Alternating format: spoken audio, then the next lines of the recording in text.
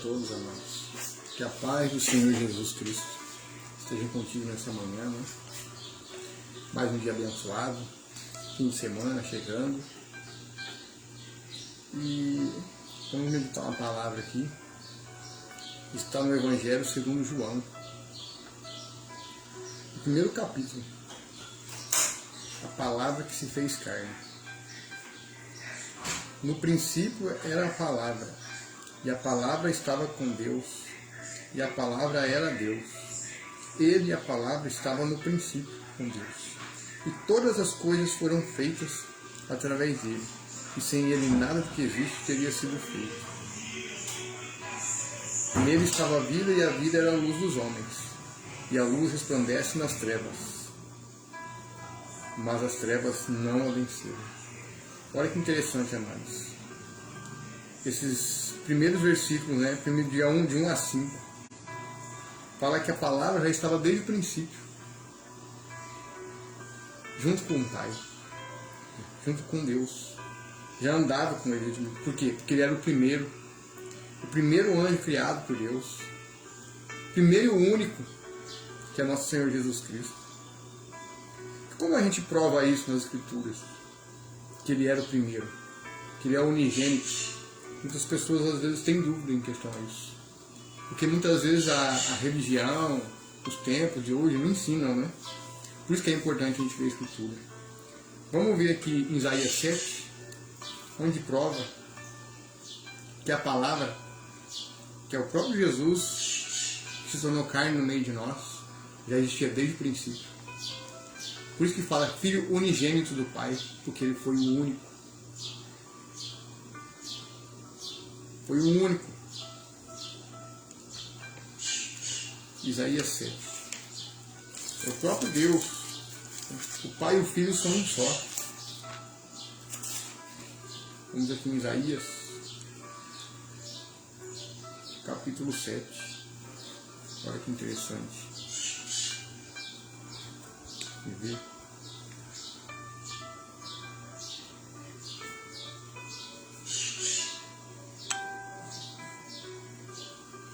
Aqui, ó. Capítulo 7, versículo 13. De 13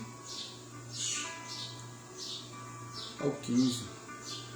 Então falou Isaías: ouvi vós, todos os descendentes da casa de Davi. Olha que interessante, da casa de Davi. Jesus, amados, ele veio da linhagem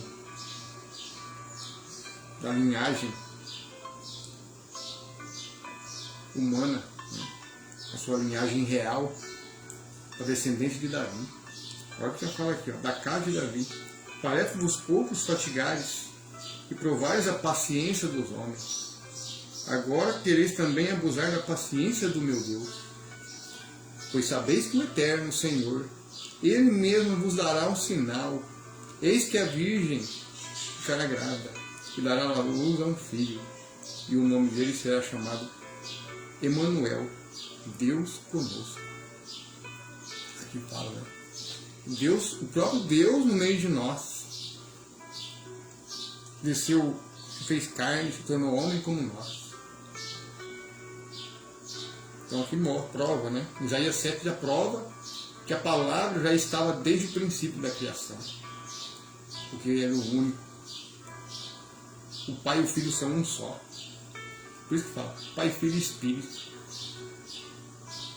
O Espírito Santo é o Espírito Consolador, que vem para nos consolar nas horas difíceis, nas aflições. E o Pai e o Filho são um só. Jesus nunca fez nada sem a autoridade do Pai. Então que interessante, né? E a palavra se tornou homem no meio de nós, como fala em João. A palavra se tornou carne aqui para nossas almas, para nós termos a salvação. Então aqui mostra, prova que Jesus já estava desde o princípio, e por meio dele todas as coisas foram feitas. Tudo que existe hoje, o céu, a terra, os animais, as árvores do campo, as plantas, tudo que as coisas terrestres foi feito por ele. É como fala aqui no versículo 3, ó. todas as coisas foram feitas através dele, e sem ele nada do que existe teria sido feito.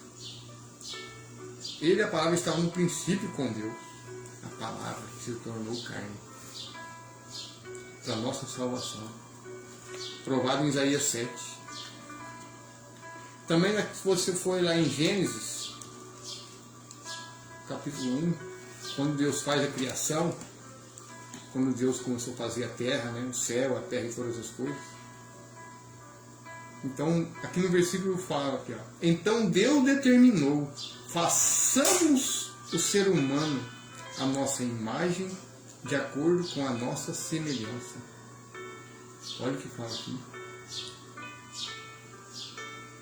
Dominem eles sobre os peixes do mar, sobre as aves do céu, sobre os grandes animais e todas as feras, e sobre todos os pequenos seres viventes que se movem rente ao chão.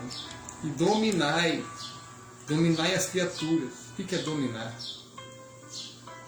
Você ensina um cachorro hoje a ser obediente, você está dominando ele. Deus falou aqui para dominar. Hoje a gente vê, hoje em dia as pessoas maltratam os animais, as criaturas de Deus. A gente não pode se apegar demais, né, com as criaturas, né, porque são coisas da terra, né? Os animais são da terra. Mas os animais são criaturas do Senhor.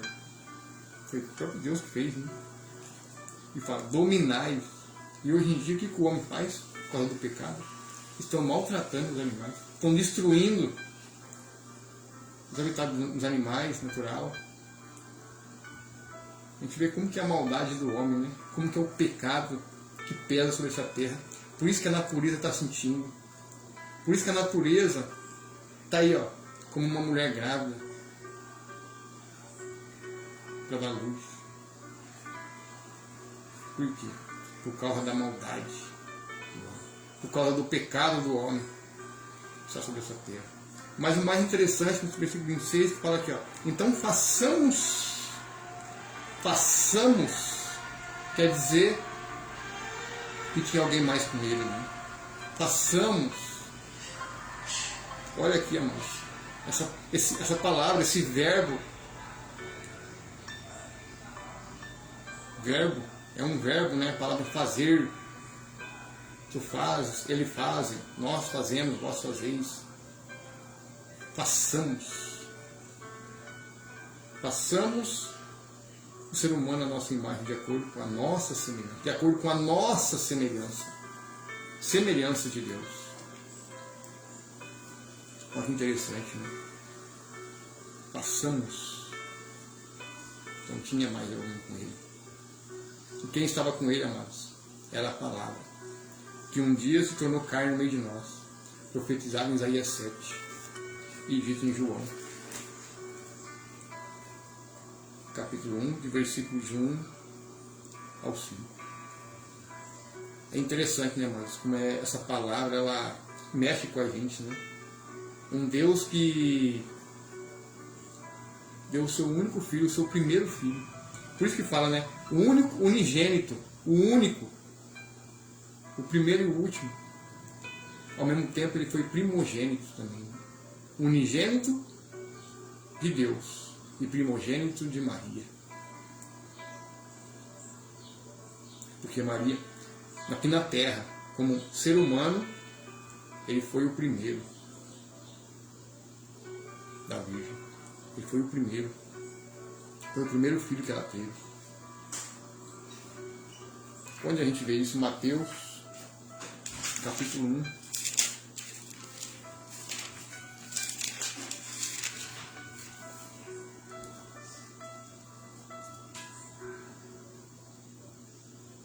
Mateus, capítulo 1 fala aqui, ó, a linhagem real de Cristo. Se você pegar lá do capítulo 1, versículo 1 até o 17, você vai ver a descendência de Jesus na parte real, na parte humana, humanamente, né? Fala assim. Vamos aqui ler aqui. Como que tudo encaixa, né? E muitas pessoas às vezes ainda questionam se Deus existe, se Jesus existe. Livro da genealogia de Jesus Cristo, filho de Davi, filho de Abraão. Abraão gerou Isaac. Isaac gerou Jacó. Jacó gerou Judá e seus irmãos. Judá gerou Pérez e Zera, de Tamar. Pérez gerou Esrom. Esrom gerou Arão. Arão gerou Aminabade. Aminabade gerou Nasson. Nasson gerou Salmão. Salmão gerou Boaz, de Raabe. E Boaz gerou Obed, de Ruth.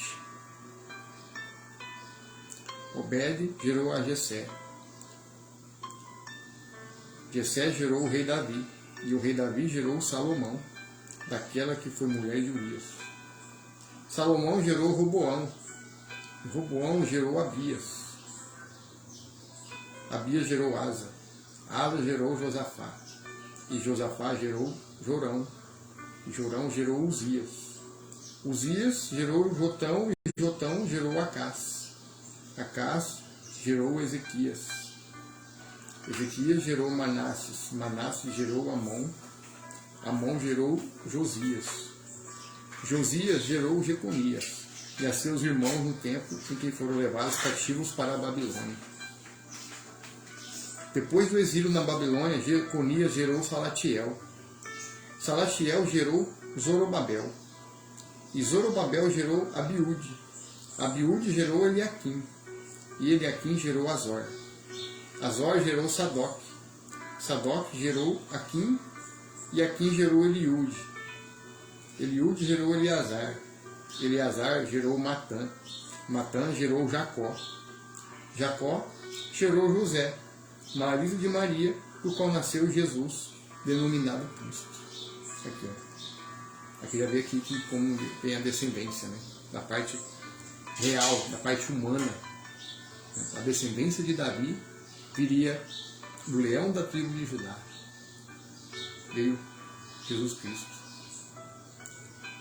Verdadeiro profeta, né? Profeta dos profetas, mestre dos mestres, rei dos reis, né? O santo dos santos, que se tornou homem no meio de nós. Portanto, o total das gerações é de Abraão até Davi, 14 gerações, e de Davi até o exílio na Babilônia, 14 gerações, e do exílio na Babilônia até Cristo, 14 gerações. Então isso aqui você vê que é a linhagem real, a parte humana de Cristo. Agora vamos ver a linhagem divina, como fala em capítulo 1 de João, né? Que fala que Jesus já estava desde o princípio, como é profetizado em Isaías 7, que significa Emmanuel, que é Deus conosco, se tornou homem no meio de nós, através de uma virgem. E se a gente vê lá em Gênesis, no versículo 26, quando Deus fala, façamos a imagem de nós. Quer dizer que tinha alguém mais. Então Jesus estava ali, a palavra, que se tornou homem no meio de nós, estava ali acompanhando toda a obra de Deus, toda a obra da criação. Então ele existia desde o princípio. O versículo 18, a linhagem divina de Cristo. O nascimento de Jesus Cristo ocorreu da seguinte maneira: estando Maria prometida em casamento a José, antes que a coabitasse, olha só, antes de José ter relações, né, com Maria, achou-se grávida pelo Espírito. Então José, seu esposo, sendo um homem justo e não querendo expô-la à desonra pública, planejou deixá-la sem que ninguém soubesse a razão. Por que queria deixar ela? Porque na cabeça dele veio assim, ela adulterou. Porque a gente sabe que pela lei de Moisés, uma mulher que cometesse adultério era apedrejada até a morte. Então, ele, por ser um homem justo, né, sabendo que se fosse expor ela, ela ia ser apedrejada. Mas, enquanto ele meditava sobre isso, eis que em sonho um anjo do Senhor apareceu dizendo: José, filho de Davi, não temas receber Maria como sua esposa, pois o que nela está gerado é do Espírito. É do Espírito Santo de Deus. O que mostra aqui? Que o Espírito Santo de Deus, a sombra dele, pairou sobre ela. Pairou sobre ela. E através dela, ela ficou grávida. E gerou aquele que ia salvar o mundo. Ou seja, ela também precisava de um Salvador, assim como todos nós. Então ela foi, Deus, ela prestou o seu ventre para trazer ao mundo o Salvador. E como ela era uma mulher muito obediente, muito temente a Deus, porque ela seguia as leis daquela época, a Torá, ela seguia pela obediência, pelo temor dela a Deus. Temor. Se fez como serva de Deus. Ele faça segundo a tua vontade, não a minha, mas a vontade de Deus. Ela fez a vontade dela, fez a vontade de Deus. E nós, será que estamos fazendo a vontade de Deus hoje, amados? Será que nós estamos pregando o Evangelho, falando do amor de Cristo, falando da salvação, de arrependimento, falando da volta de Jesus? Porque a gente vê muitas igrejas falando só de prosperidade, só de bênçãos, não estão pregando mais contra o pecado, contra a injustiça, falando de salvação, falando de arrependimento. Será que estamos fazendo a vontade de Deus, assim como ela fez? Faça segundo a tua vontade. Será que estamos falando segundo a vontade de Deus nessa terra? Fica de reflexão para mim. Será que estamos fazendo isso? É bom a gente analisar, né? A nós mesmos, cada um analisa a si mesmo, como fala, né? A palavra. Continuando no versículo 21. Ela dará à luz a um filho, e lhe porás o nome de Jesus, porque ele salvará o seu povo dos seus pecados. Então ela também precisava de um Salvador. Tudo isso aconteceu para que se cumprisse o que o Senhor havia dito através do profeta Isaías, capítulo 7. Eis que a Virgem conceberá e dará à luz a um filho, e ele será chamado de Emanuel, que significa Deus conosco. Deus no meio de nós. Deixou sua glória, deixou sua divindade para se tornar homem como nós. Quem lê Isaías 53 sabe, amados, que Jesus era, né? Quem era Jesus? Homem, sentiu dor como nós, sentiu fome, sentiu aflição, sentiu angústia. Se tornou um homem como nós, sentiu tudo que nós sentimos hoje. José, ao despertar do sonho, fez o que o anjo do Senhor lhe tinha ordenado, e recebeu Maria como sua mulher. Contudo, não a coabitou com ela, enquanto ela não deu à luz ao filho primogênito. E José lhe colocou o nome de Jesus. Aí, ó. É o filho unigênito de Deus, porque ele é o primeiro e único. E primogênito de Maria. Então ele já estava lá no princípio, desde a criação. Participou de tudo. E ao mesmo tempo ele é primogênito. Aqui nessa terra, ele foi o primeiro. Então ele é o primeiro, por isso que fala primogênito, primeiro. E o único, porque é unigênito do Pai que está no céu. Olha que forte a nossa palavra. Primeiro e o único, e o último, o único. Não existe outro além dele.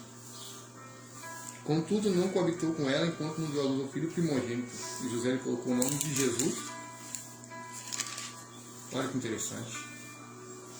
Então, amados, aqui prova na Escritura que Maria teve mais filhos. Porque José ele não coabitou com ela. Então, dizer que ele ia, aqui no começo, né, quando ela foi prometida em casamento, antes que a coabitasse, já soube-se grávida. Então, quer dizer, coabitar, né, a gente sabe o que é coabitar, né? Quem compreende. Coabitar é ter relação com sua esposa. Então, a relação não é pecado. O sexo não é pecado. Entre o casal, entre o marido e a mulher. Deus deixou. Então Maria teve mais filhos. Mas a igreja, as doutrinas,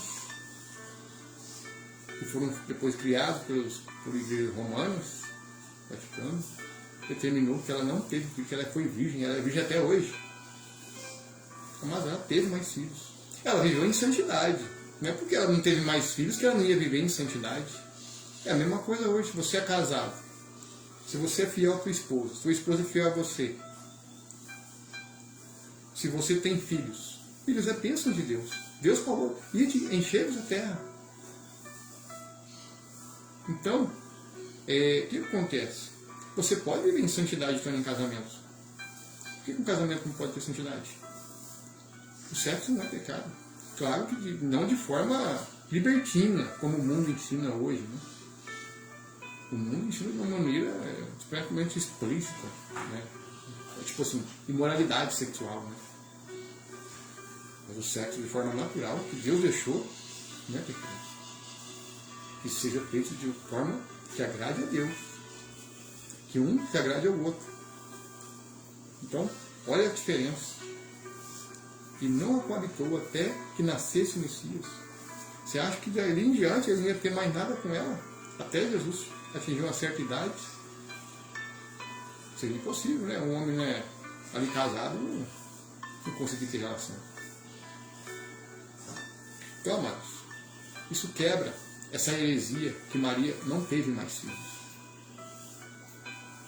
Isso quebra essa doutrina que ela não teve mais filhos. Aí hoje, infelizmente, a Igreja Romana determina que ela é virgem. Ela foi virgem até o nascimento. Porque ali que estava dentro dela era do Espírito Santo. Não foi da sêmen de um homem. Era do Espírito de Deus. Por isso que José não teve relações com ela nesse tempo. Porque o que estava ali dentro era santo, era puro. Amém?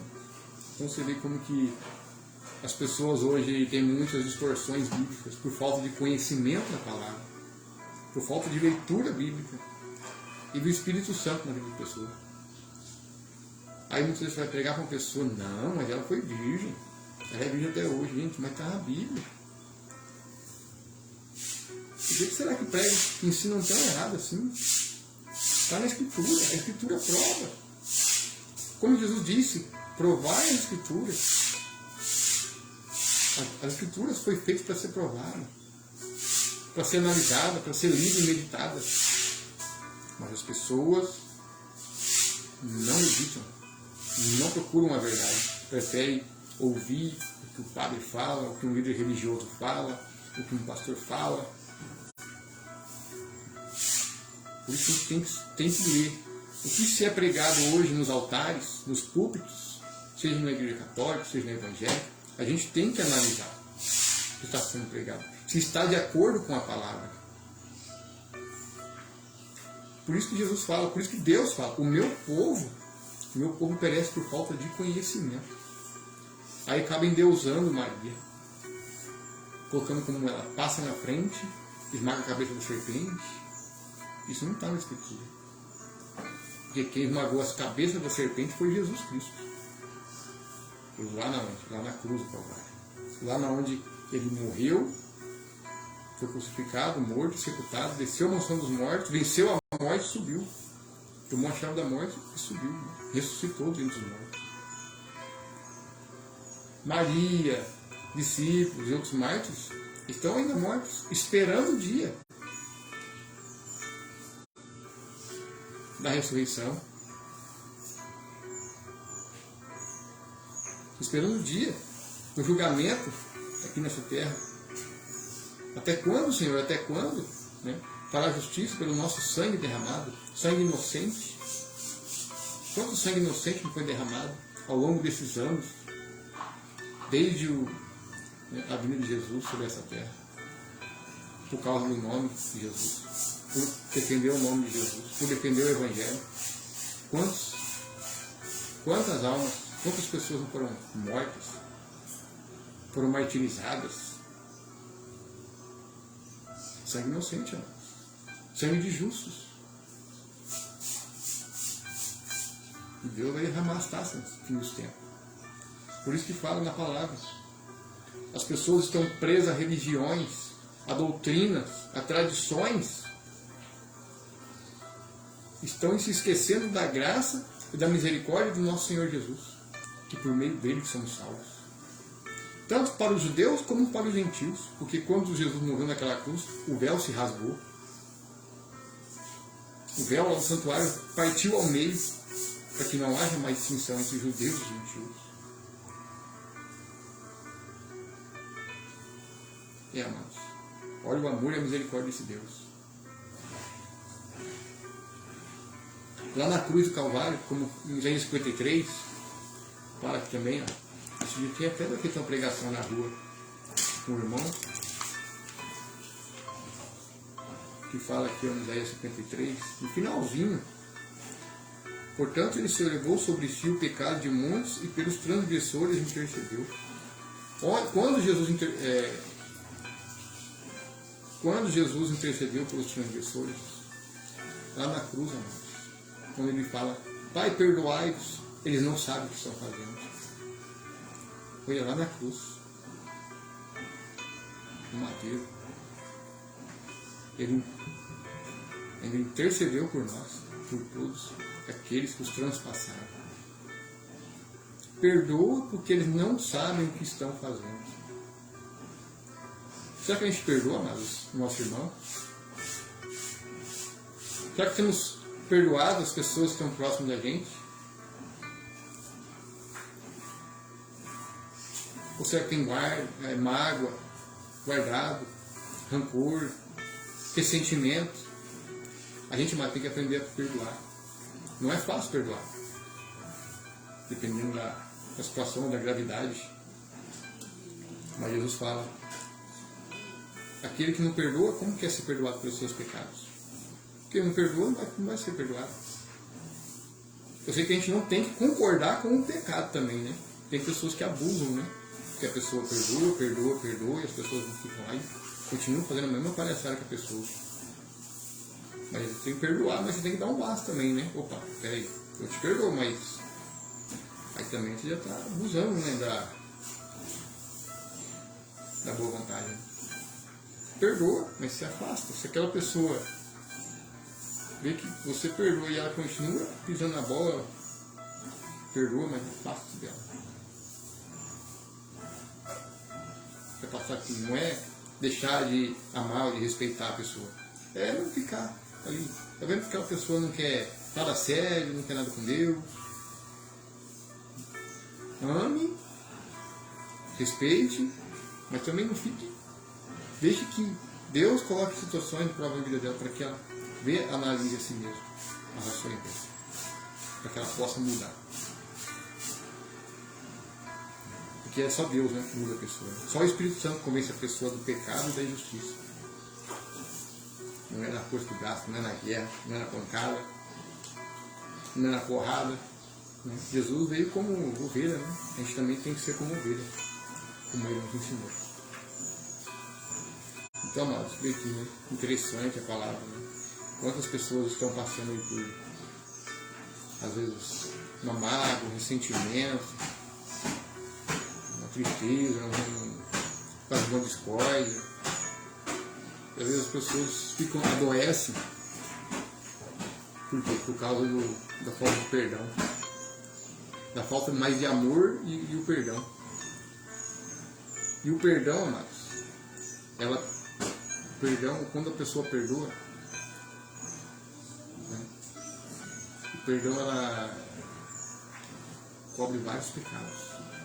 Quando existe ali um perdão genuíno, um perdão ali autêntico ali, aquele perdão mesmo assim, daquela coisa que você fez com a outra, sincera, aquele perdão ela cobre uma multidão. E é isso que Jesus quer que nós façamos. Temos mais amor e misericórdia, e não sacrifícios. Muitas vezes as pessoas que fazem tanto sacrifício esquecem de praticar o amor e a misericórdia. Amém? Então eu quero agradecer por esse motivo aqui, trazer essa mensagem, essa palavra. Que Deus abençoe o dia de cada um, que está ouvindo essa palavra. Deus abençoe o dia. E esse final de semana, né, seja abençoado aí por todos. Que o Pai que está no céu abençoe a todos nós. Em nome do Senhor Jesus Cristo. Amém.